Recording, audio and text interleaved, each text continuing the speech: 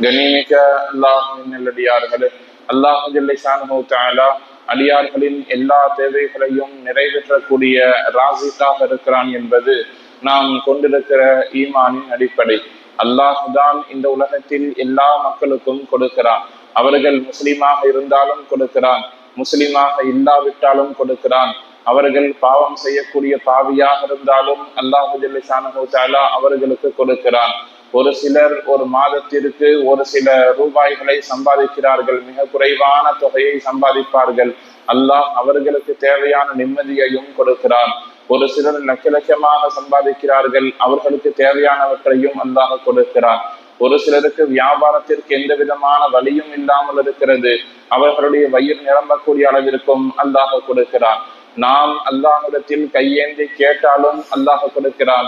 துஆ கேட்கக்கூடிய பழக்கம் இல்லாமல் ஒரு சிலர் இருப்பார்கள், அவர்களுக்கும் அல்லாஹ் கொடுக்கிறான். இவ்வாறு செய்தாலும் கொடுப்பான், செய்யாவிட்டாலும் கொடுப்பான். ஒட்டுமொத்தமாக நம்முடைய தேவை என்ன என்பதை அறிந்து அதற்கு தகுந்தால் போல் அல்லாஹ் ஜல்ல ஷானஹு தஆலா உலகத்திலே எல்லா மக்களுக்கும் கொடுத்து கொண்டிருக்கிறான். எனவேதான் அவனுடைய அஸ்மாஉல் ஹுஸ்னா என்று சொல்லப்படக்கூடிய அழகிய திருநாமங்களில் ஒன்றாக ராசிக் என்பது இருக்கிறது. அல்லாஹ் ரிஸ்க் அளிக்கக்கூடியவன், அல் முஅத்தி, அல்லாஹ் கொடுக்கக்கூடியவன் என்கிற திருநாமத்தை நாம் அவனுக்கு வைத்திருக்கிறோம். குர்ஆன்ல அல்லாஹ் ஜல்ல ஷானஹு தஆலா பேசும் பொழுது இன்னல்லாஹ யர்ஸுகு மன் யஷாஉ பிகைரி ஹிசாப், எந்த நாட்டமும் இல்லாமல், எந்த எண்ணமும் இல்லாமல், எந்த கேள்வி கணக்கும் இல்லாமல் யர்ஸுகு மன் யஷா, நாடியவர்களுக்கு அல்லாஹ் கொடுக்கிறான். நான் கொடுக்கணும்னு நினைச்சிட்டோம்னு சொன்னால் நீங்கள் அமைதியாக இருந்தால் போதுமானது, அல்லாஹ் உங்களுக்கு தேவையானவற்றை கொண்டு வந்து சேர்ப்பான். மேற்கூறிய கருத்துக்கள் அனைத்தும் நாமே விளங்கி இருக்கக்கூடிய ஒரு கருத்து தான். நமக்கு தெரியும் அல்லாஹ் தான் கொடுக்கிறான், அல்லாஹ் நாட்னா கொடுக்கிறான், இல்லாட்டி இல்லை அப்படிங்கிறதுல எந்த அடியாருக்கும் மாற்று கருத்து இல்லை. நாம் சொல்லக்கூடிய விஷயங்கள் புதிதான சிந்தனைக்குரிய ஒரு விஷயமும் கிடையாது. ஆனால் கவனிக்க வேண்டிய ஒரு அம்சம் இருக்கிறது, அல்லாஹ் எப்படி கொடுப்பான் என்பது. அல்லாஹ் கொடுப்பான் சரி, அல்லாஹ் எப்படி கொடுப்பான் என்று பார்க்கிற பொழுது இமாம்கள் ஒரு சில வழிமுறைகளை சொல்லித் தருகிறார்கள். ஒன்று, சபப் என்று சொன்னால் காரணம் என்று பொருள். அரபியில சபப் என்று சொன்னால் காரணம் என்று அர்த்தம். அல்லாஹ் ஜல்ல ஷானஹு தஆலா ஒரு சிலருக்கு காரணத்தோடு கொடுப்பான், சபபோடு கொடுப்பான். அதாவது ஒரு வேலையை செய்ய வைத்து அதற்கான கூலியை கொண்டு வந்து சேர்ப்பான். ஒன்று சபபோடு கொடுப்பான், இன்னொன்று காரணம் இல்லாமல் கொடுப்பான். எந்த காரணமும் இருக்காது, எந்த அடிப்படையும் இருக்காது, அவர்களுக்கு அல்லாஹ் ஜல்ல ஷானஹு தஆலா கொடுப்பான். இன்னொரு வகையில் அல்லாஹ் கொடுப்பான். எப்படின்னு சொன்னா கொஞ்சமாக கொடுப்பான், அவர்களின் எல்லா தேவையும் நிறைவேற்றப்படும். இப்படியாக ஒரு சிலருக்கு கொடுப்பான் என்று இமாம்கள் அல்லாஹ் ஜல்ல ஷானஹு தஆலா திருமறையில் கூறிய வரலாறுகளை வைத்து, ஹதீஸ்களில் நடந்த வரலாறுகளை வைத்து அல்லாஹ் கொடுக்கக்கூடிய விதத்தை தரம் பிரித்து சொல்லுகிறார்கள். முதல் விஷயம் என்னன்னா, அல்லாஹ் காரணம் இல்லாமல் கொடுப்பான். அதாவது நம்ம அந்த இடத்துல இருந்தோம்னு சொன்னா நம்மால் அந்த வரலாறை யோசித்து பார்க்க முடியாது. உதாரணத்திற்கு ஹஸரத் மரியம் அலைஹிஸ்ஸலாத்தினுடைய வரலாறு நம்மள நிறைய பேருக்கு தெரியும். மரியம் அலைஹிஸ்ஸலாம் திருமணம் முடிக்கவில்லை, பள்ளிவாசலில் அல்லாஹுக்காக வேண்டி அவர்கள் நேர்ச்சை செய்யப்பட்டு விடப்பட்டவர்கள். மரியம் அலைஹிஸ்ஸலாத்துக்கு அல்லாஹு ஜல்ல ஷானஹு தஆலா ஜிப்ரீல் அலைஹிஸ்ஸலாம் அவர்களின் மூலம் ஈசா அலைஹிஸ்ஸலாம் என்கிற நபியை நேரடியாக கர்ப்பப்பைக்குள்ளால் செலுத்தினான் என்பது நாமும் ஏற்றுக்கொண்ட, உண்மைப்படுத்தி வைக்கக்கூடிய வரலாறு. கிறிஸ்தவர்களும் அதை ஏற்றுக்கொள்ளுகிறார்கள், எல்லா வேதமும் ஏற்றுக்கொள்ளுகிறது. அவர்களுடைய வரலாற்றை பற்றி அல்லாஹு ஜல்ல ஷானஹு தஆலா மரியம் சூராவில் பேசுகிற பொழுது சொல்லுவான், ஜக்கரியா அலைஹிஸ்ஸலாத்து வஸ்ஸலாம் அவர்கள் ஃபலம்மா தஹல அலைஹா ஜக்கரியல் மிஹ்ராப, ஜக்கரியா அலைஹிஸ்ஸலாம் அவர்கள் மிஹ்ராபிற்கு வந்த பொழுது வஜத இன்தஹா ரிஸ்கா, அந்த மிஹ்ராபில தொழுக வைக்கக்கூடிய இடத்துல, மரியம் அலைஹிஸ்ஸலாம் அவர்கள் இருக்கக்கூடிய அந்த இடத்துல வஜத இன்தஹா ரிஸ்கா, அவர்கள் ரிஸ்கை பெற்றுக் கொண்டார்கள். அதாவது காய்கனிகள், அந்த சீசனில் கிடைக்காத கனிவர்க்கங்களை மரியம் அலைஹிஸ்ஸலாம் வைத்துக் கொண்டிருப்பார்கள். வயிற்றுல எப்பொழுது ஈசா அலைஹிஸ்ஸலாம் அவர்கள் வந்தார்களோ அல்லாஹ் ஜல்ல ஷானஹு தஆலா அவர்களுக்கு கொடுத்தான். எப்படி கொடுத்தான்னா, அல்லாஹ் நேரடியாக அவர்களுக்கு உணவை கொடுத்தான். அவர்கள் போய் சம்பாதிக்கிறார், அவர்களுக்கு யாரும் கொண்டு வந்து கொடுக்கிறார். அவர்களுக்கு தேவை என்று ஏற்பட்டால் முன்னால் பலம் வந்து நிற்கும். சொர்க்கவாசிகளுக்கு எப்படி அல்லாஹ் ஜல்ல ஷானஹு தஆலா நினைத்தால் கொடுப்பானோ அது போல மரியம் அலைஹிஸ்ஸலாத்துக்கு கொடுத்தான். இதை அல்லாஹ் குர்ஆன்ல சொல்றான். ஜக்கரியா அலைஹிஸ்ஸலாம் உள்ள வருவாங்க, மரியம் அலைஹிஸ்ஸலாம் இருப்பாங்க, பார்த்தா முன்னாடி காய்கனி இருக்கும். அன்னாலக்கி ஹாதா, இதை உனக்கு யார் கொடுத்தார் என்று ஜக்கரியா அலைஹிஸ்ஸலாம் கேட்ட பொழுது காலத்து ஹுவ மின் இன்டில்லாஹ், இது எனக்கு அல்லாஹ் கொடுத்தான் என்று அவர்கள் சொல்லுவார்கள். இது குர்ஆன் வரலாறு பதிவு செய்யக்கூடிய செய்தி.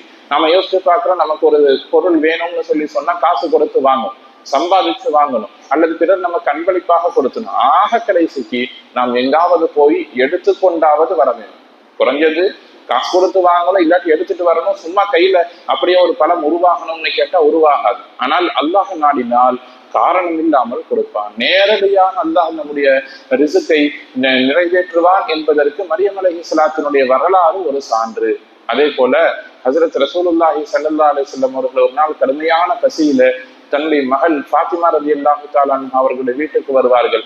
கேட்பாங்க, உங்களிடத்தில் ஏதாவது சாப்பிட்றதுக்கு இருக்குதா? எனக்கு சாப்பிட்டு 1-2 நாட்கள் ஆகிறது, பசி. ஃபாத்திமா ரலியல்லாஹு சொல்லுவாங்க, என்னிடத்திலேயும் ஒன்றும் இல்லை சாப்பாட்டுக்கு. சரி, அவர்கள் திரும்ப சென்று விடுவார்கள். கொஞ்ச நேரத்துல ரொட்டியும் இறைச்சியும் எங்கிருந்தோ கொடுத்து விடப்படும். அப்ப நபி ஸல்லல்லாஹு அலைஹி வஸல்லம் அவர்களை கூட்டிட்டு வருமாறு ஃபாத்திமா ரலியல்லாஹு சொல்லுவாங்க. பேரன்மார்கள் போய் கூட்டிட்டு வருவாங்க. நபி ஸல்லல்லாஹு அலைஹி வஸல்லம் வந்தவொடனே அதே கேள்வியை கேட்பார்கள், உனக்கு எப்படி இது கிடைத்தது? எனக்கு அல்லாஹ் கொடுத்தான் என்று சொன்னவுடன் மரியம் அலைஹிஸ்ஸலாத்திற்கு அல்லாஹ் கொடுத்த ஈமானை போல் என்னுடைய குழந்தைக்கு அல்லாஹ் ஈமானை கொடுக்க வேண்டும் என்று நபி ஸல்லல்லாஹு அலைஹி வஸல்லம் அவர்கள் துஆ செய்தார்கள்.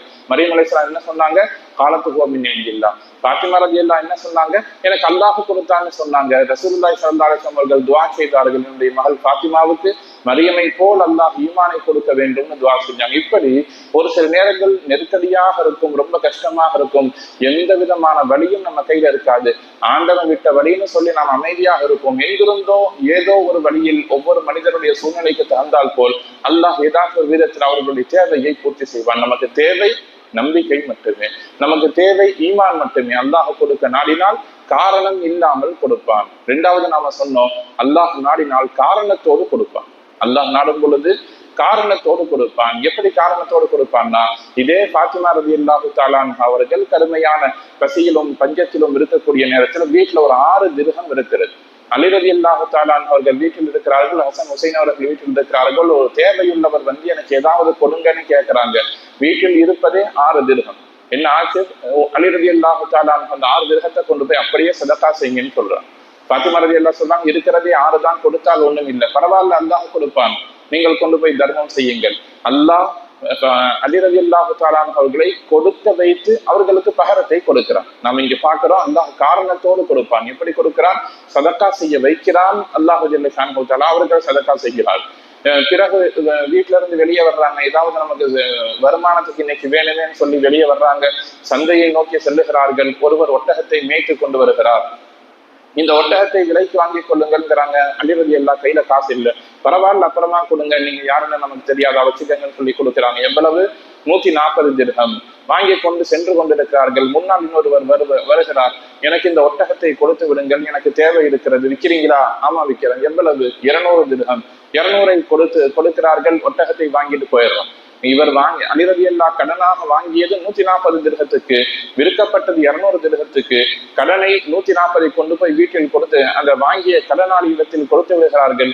கையில் 60 திர்ஹம் இருக்கிறது. நேராக வீட்டிற்கு செல்லுகிறார்கள். ஃபாத்திமா ரலியல்லாஹு சொல்றாங்க, அல்லாஹுடைய பாதையில் யார் 1 திர்ஹம் செலவு செய்கிறார், அல்லாஹ் 10 மடங்கு கொடுப்பார். நான் 6 திர்ஹத்தை அல்லாஹுடைய பாதையில் கொடுத்தேன், எனக்கு 60ஐ அல்லாஹ் கொடுத்திருக்கிறான். அதைத்தான் அல்லாஹ் குர்ஆன்ல சொல்லும் பொழுது, நீங்கள் ஒன்றை தர்மம் செய்தால் 1க்கு 10ஆக தர்றோம் அல்லாஹ் குர்ஆன்ல சொன்ன அந்த இறைவசனத்தை அலி ரலியல்லாஹு ஓதி காட்டினார்கள். ஹதீஸில் பதிவு செய்யப்பட்ட செய்தி. அல்லாஹ் கொடுக்க வைத்து கொடுக்கிறான், அல்லாஹ் கொடுக்க வைக்காமலும் கொடுப்பான். நாம் சுத்தி வரைச்சு சொல்லக்கூடிய ஒரே விஷயம் என்னன்னா, நம்முடைய தேவையை இறைவன் பூர்த்தி செய்வான் என்கிற ஆழமான ஒரு நம்பிக்கை வேண்டும். என்ன இருந்தால் அல்லாஹ் எப்படியும் நமக்கு கொடுப்பான் என்பதை நம்முடைய சிந்தனையில் நாம் நிலைநிறுத்த வேண்டும். அல்லாஹு ஜல்ல ஷானஹு வ தஆலா வாழ்வில் நாம் எதிர்நோக்கி இருக்கக்கூடிய எல்லா தேவைகளையும், எல்லா சிரமங்களையும், சிக்கல்களையும் நம்மை விட்டும் நீக்கி நம்முடைய எல்லா தேவையையும் அல்லாஹு ஜல்ல ஷானஹு வ தஆலா நிறைவு செய்து நல்லருள் புரிவானாக. வாஹிரு தஅவானா அல்ஹம்துலில்லாஹி ரப்பில் ஆலமீன்.